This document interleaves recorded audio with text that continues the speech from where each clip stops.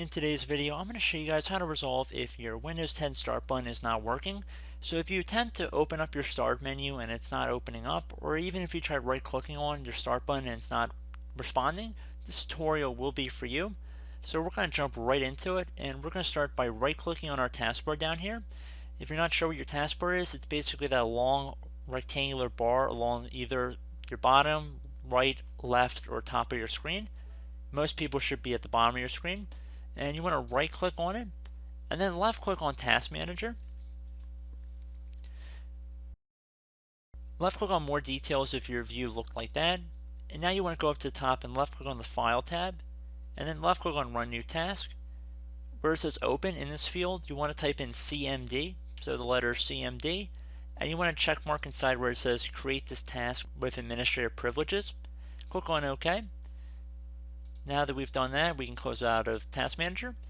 And now we want to type into the command line window whatever our main drive is on our computer.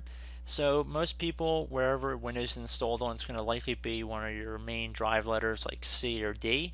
If you're unsure, I'd recommend opening up File Explorer. And most people should have a File Explorer icon on your desktop.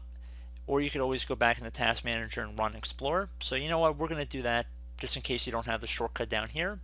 So if you right click on the taskbar again and left click on Task Manager, went back up to File, Run New Task, and this time we typed in Explorer, and then we clicked on OK or hit Enter, and then on the left side here we went to this PC. It should tell us what disks are installed on our device. Whichever one has a hard drive with the Windows logo right above it, that's the drive that we want to take note of, the letter, and we see in parentheses it says C drive, so C:. That's going to be important in a couple seconds here, so just keep that in mind. So I'm going to close out of here. So now into the elevated command line window, I'm going to type in CHK, DSK, space, and now we're going to insert our drive letter. So like I showed you guys, in my case it's the C drive in which Windows is installed on. And then I'm going to do a colon, which is basically just one dot on top of the other, so two dots.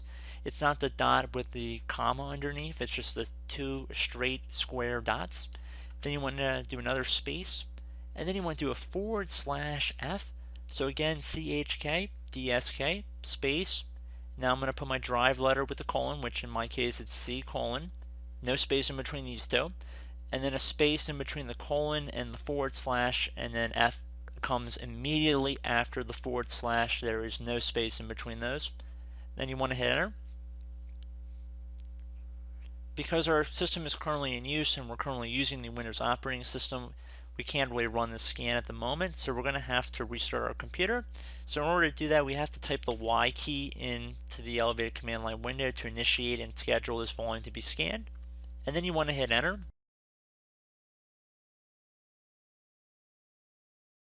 It should say the volume will be checked the next time your system restarts.